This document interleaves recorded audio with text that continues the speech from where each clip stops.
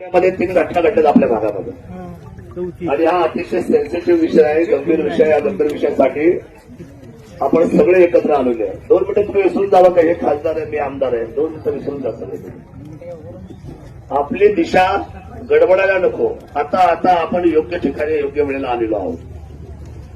3 वर्षाचं भांडण चालू आहे, परंतु त्याला स्वरूप भेटत नव्हतं. आधी सुद्धा दम काढला, आज होईल, उद्या होईल, परवा होईल, नंतर होईल. अनेक लोकांचे शब्द आले, अनेक लोकांनी आम्हाला समजून सांगितलं, अनेक उपाययोजना करायचा प्रयत्न केला. पण त्याच्यातून हे काही कुठलीही गोष्ट ही त्या ठिकाणी संपायला मागत नाही. आणि म्हणून आजचा दिवस जो उजाडला आहे तो दिवस तुम्ही हातातून घालवायचा नाही. मेहरबानी करून माझी विनंती अशी आहे. काय होतं, राजकीय आपण बोलणार आहोत. राजकारणाला वेगळी व्यासपीठ आहे, राजकारणाला वेगळी मैदान आहेत. आज हे व्यासपीठ फार वेगळं आहे.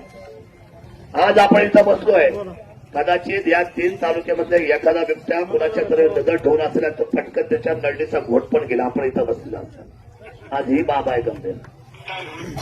त्यामुळे माझी विनंती आहे, माझी आपल्या सर्वांना हात जोडून, आपण जे म्हणतात कलेक्टर आलं पाहिजे, पालकमंत्री आले पाहिजे, वनमंत्री आले पाहिजे.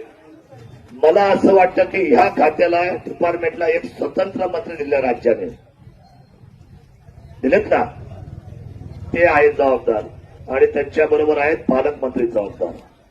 हे दोघा माणसं आल्याशिवाय आम्ही ह्या रस्त्यातून उठणार नाही, ही आमची नैतिक जबाबदारी आहे. हे आता खाली काय चाललंय, वर काय, हे बाकीच्या भानगडे सोडून द्या तुम्ही सर्व. कलेक्टरला आपण निरोप दिला पाहिजे की आम्हाला दोन्ही माणसं खाली पाहिजे. उपाययोजना तो व्हायला पाहिजे.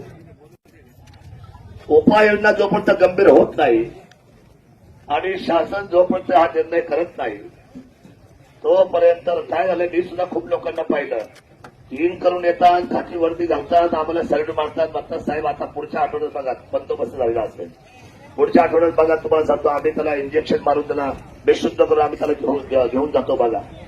हे सगळं आम्ही पाहत आलेलो आहोत. यांनी सुद्धा अनेक वेळेला वरती विषय मांडलेले आहेत मोदी साहेबांनी. आम्ही काय प्रतिनिधी आहोत, आम्हाला खरोखर ही परिस्थिती कळते की तर काय वस्तुस्थिती आहे. आता आपल्याला हा टेम्पो टिकवावा लागणार आहे. आपण जर का हे बोट थोडी जरी सैल केली आणि आवाज न बोलत सोडून द्या, बघा याचा न्याय निवाडा होत असतो. आयुष्यामध्ये चढ उतार आपण सर्वांनी पाहिले, आपल्या वाडवडिलांनी पाहिले, आपल्या पिढ्यांनी पाहिलेले आहेत. आज हे कुठलंही कुणाचे नाव घेऊन कुणाला मोठं करायचं तुम्ही बिलकुलही प्रयत्न करू नका. हे व्यासपीठ शेतकऱ्यांचं आहे, हे आजचं व्यासपीठ आपत्कालीन व्यवस्थेचं आहे. आपल्याला गंभीर इशारा द्यावा लागेल.